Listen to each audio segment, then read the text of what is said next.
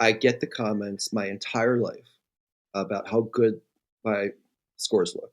And it's 100% because I was a copyist for so many years and sort of learned how things should look, learned the rules of notation. Notation, clear notation, what appears on the page conveys so much beyond just pitches and rhythms. Like, is it a dotted quarter note? Is it a quarter note tied to an eighth note? Is it a quarter note with a staccato? Is it an eighth note with a staccato, or an eighth note staccato dash? So all these little things, how it looks like on the page. Is it squashed up, or is it nice and free? I mean, when a musician looks at this, the art of it conveys so much. Right. And I learned all that stuff, and it's important to me that everything looks really, really good. Why?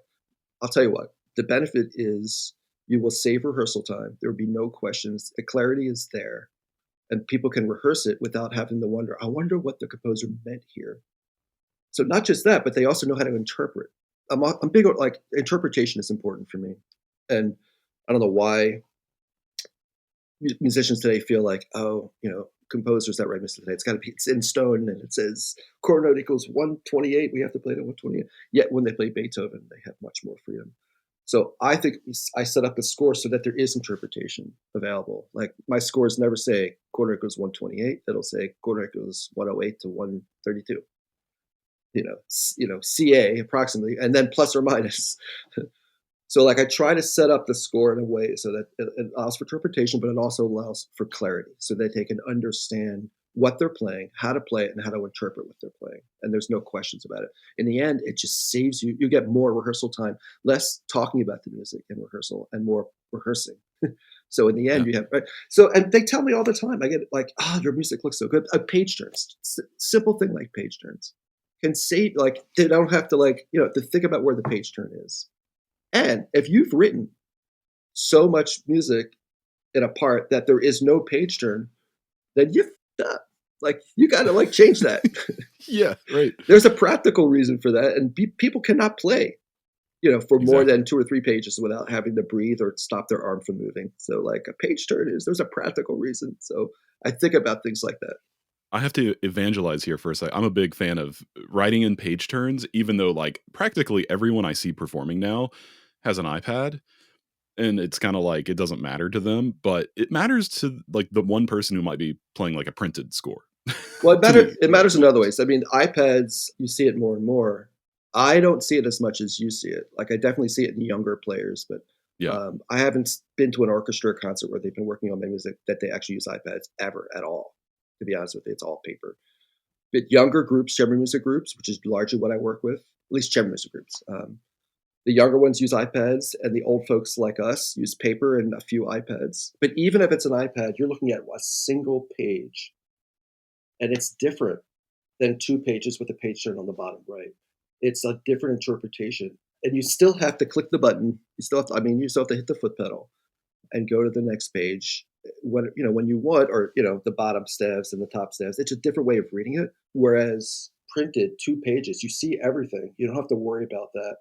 I think there's still something to be said for rubbing up against using an iPad to be able to have 2 pages across at a single spot on the right to turn the page. You kind of visually see what's coming up out of the corner of your eye.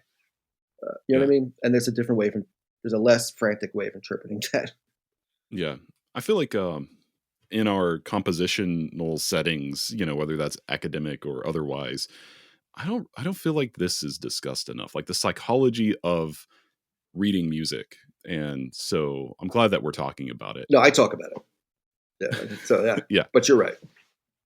And I have to back you up too on something you said about like the more clear the music, the less you have to talk about specifics in the music, and you can talk about you can talk about actual music. I know that's a confusing sentence to say, but I think people will understand what I'm saying. 100%. And this happened to me recently at a new music festival. I went to the Penn State New Music Festival, and they played a solo clarinet piece of mine, which is really gnarly. It's a really it requires patience on the performer's part, a lot of space. There's a lot of microtones and extended techniques and stuff like that.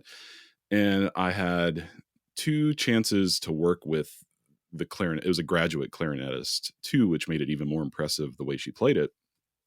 And I had 1 hour with her like kind of one-on-one, and then we had like a 15-minute sound check the day of the concert 2 days later. And people were asking, like, "Oh, how'd your rehearsal go with Mandy, the clarinetist?" And all we talked about was like the musical narrative and how to make the most of the moments and the gestures. And it's because I like packed all kinds of stuff into the score Yeah. so that she wouldn't have any questions. And then that whole hour was just us talking about how do we make art Yeah. out of this, you know? Yeah. I mean, my feeling is, I learned at some point that, at some point you're not writing music for your friends anymore. So you're not going to be there all the time. And that's when I started to be hyper clear, because people are going to start to play your music that you don't know, that might be in Krakow, Poland. It might be, halfway around the world. So they need to get everything they can from the page to understand, what you're trying to do. But it's not, it's their intentions. It's not your intentions. You're writing, Yeah. you're writing the music. They need to interpret it. So you have to give them enough information to sort of, know what to do to play it. So I do try to be very clear so that people, so I'm not going to be there like you were able to be there. You're not going to be there all the time. They should be able to get enough information from the page to know what to do. And it's a fine line between telling them exactly what to do and giving enough information so that they know how to interpret.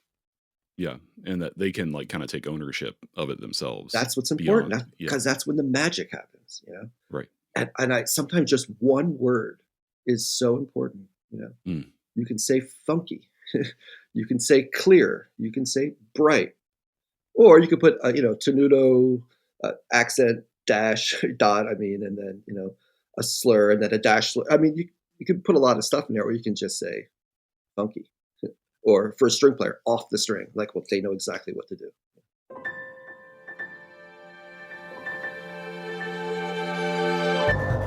Thank you so much for tuning in to Micromaker by Loose Leaf Transmissions.